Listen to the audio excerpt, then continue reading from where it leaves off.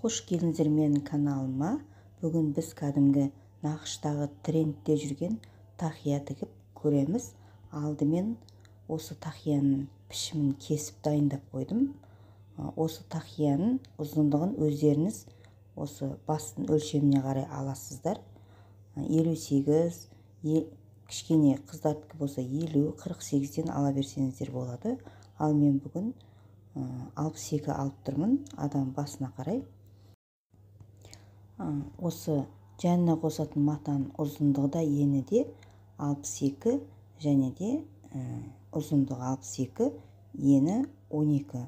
Ол 12-ні екіге бөліп 6-6 сантиметрден алып, оны бүктеген кезде қайырған үшін біздің өлшеп қойған қағазымыз дайын болды. Осыған қарап біз енді матаны алып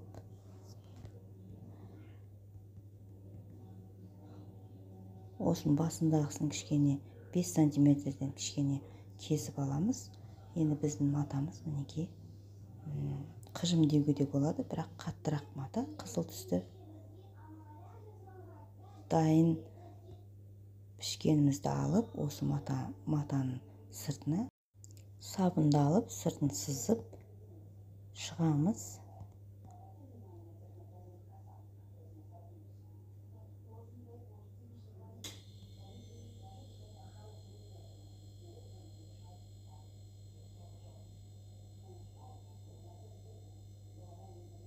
Осы тақияның бетіндегі шетіне кішкене 5 сантиметрдей қиып алу керек. Сонда бізде тақияның ұшы сәл биіктеу әдемі болып көрінеді. Оны да кішкене сызып, енді осыны қырқып дайындап қойдық. Ішіне жаңадан клей матамыз дайын. Ортасына қосатын маталарды дайындап қойдық. Енді тақиямыздың шетіне қосатын матаны, маңдайына қосылатын матаны өлшеп аламыз.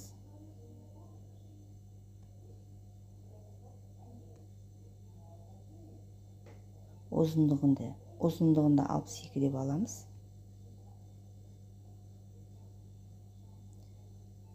Негізі мен бұл енін 15 деп алып жатырмын.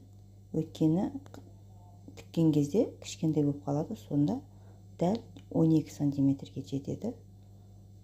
Осы матаның бетіндегі клей матаны жабыстырып, кішкене жылжып кетпес үшін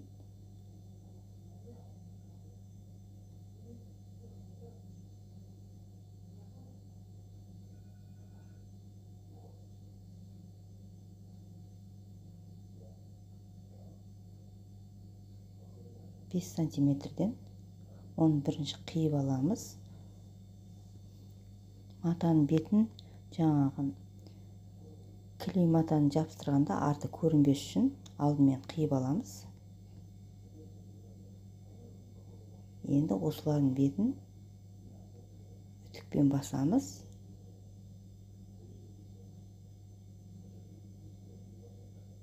Марылына сулап үтікпен бассаңыздар, осы жаңағы мата клей ана матаға жабысып қалады. Сонда теп-тегіс болып тақиямыз сұлу болып шығады.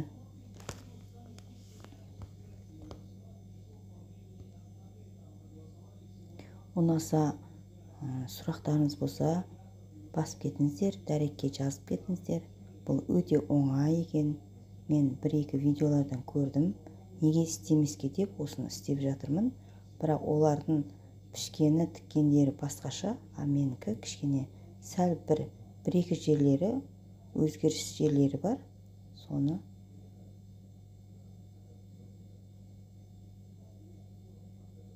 көрсетуге тырысып жатырмын сіздерге. Ішіндегі ақ клей матамызды артық болып тұрған жерін қырып тастаймыз. Оны кейін қосып тіккенге ыңғайлы болады. Ақ матасы шығып көрініп тұрады, сондықтан алып тастаймыз. Мінге біздің тақиямыздың беті дайын болды. Енді осыны бүктеп машинаман бір тігіп шығамыз.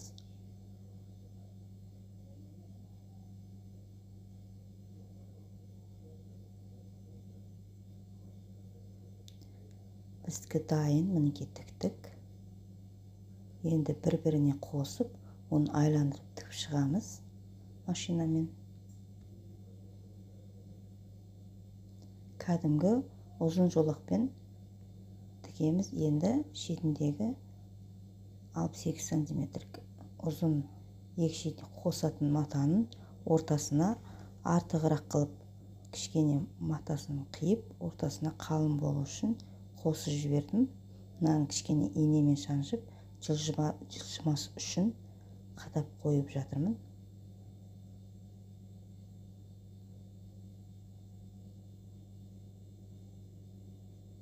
Ұнаса тіркеліп кетіңіздер менің каналыма. Сұрақтарыңыз болса, сұрақ қойыңыздар. Мен енді мықты тігінші деп айта алмаймын. Оңай екен.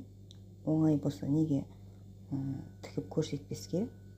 Басқалар да үйренсе екен деген ниеттемін менде. Әрі тез, әрі оңай екен. Бұрында ойлайтын мен бұны қалай тігем деп. Сөйтсем оп оңай екен. Сондықтан сіздер де көрсеңіздер болады. Шетіндегі артық маталарын қырып тастадық. Енді осы машинаның ішіндегі әртүрлі зигзаг түстері болады ғой. Жолақ, қиғаш, солардың жаңағы ою сияқты схемасын алып жатырмыз. Сонымен 3-4 рет соны тігіп шықсақ, мінеке біздің тақиямыздың шеті де, басы да дайын болды. Енді осы екеуін біріктіреміз.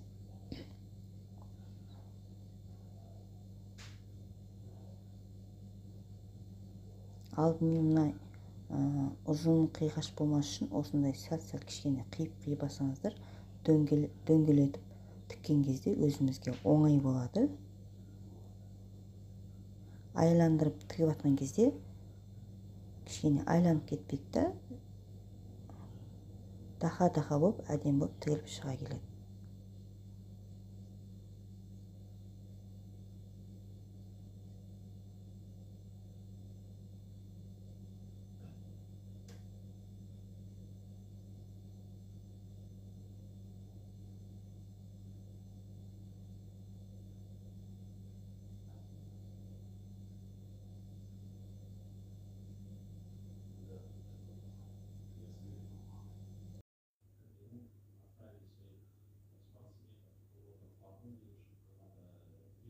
Айландырып тігіп алдық. Енді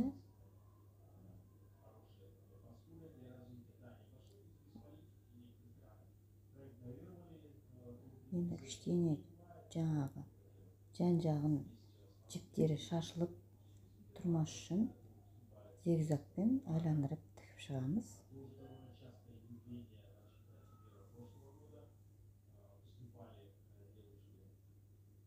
Мінеке тігіп шықтық айландырып.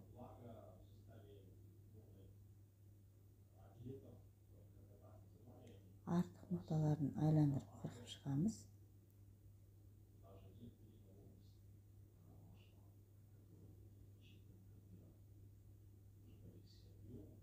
Енді екі ортасын ашып, жаңағы қосып, зигзагпен бүлдіртпей тігеміз.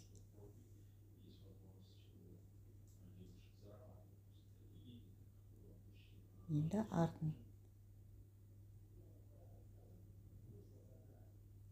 жағын тігеміз.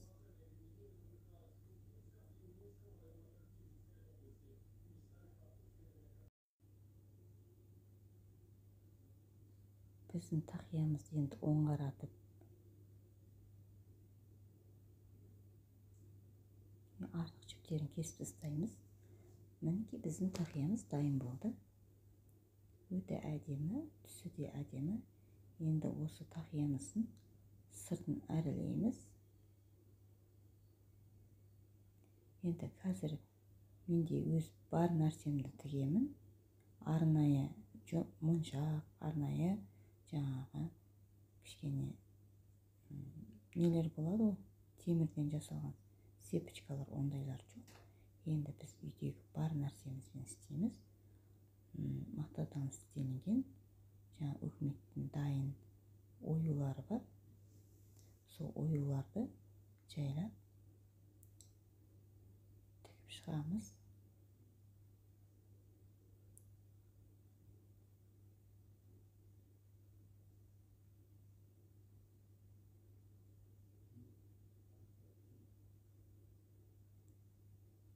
Шекесіндегісі дайын болды. Енді екі шетіндегісін тура келтіріп, кішкене ине шаншықпен өлшеп, қадап қойып тігеміз екі шетін.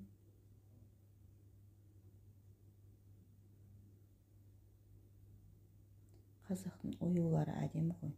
Әртүрлі нақыштағы оюлар бар. Соны тақияларға, жилеткелерге, жаңағы жас қыздар, келіншектерге, сәукелеге осындай оюларды айда жұмыс қой, бұл еңбек. Енді осылардың ортасына кішкене көз моншақтарды ыстық клеймен клейлеп тастаймыз. Менің тақияларым дайын болды. Ұнаса, міндетті түрде лайк басып кетіңіздер, және де тіркеліңіздер. Ұнаса, хабарласыңыз.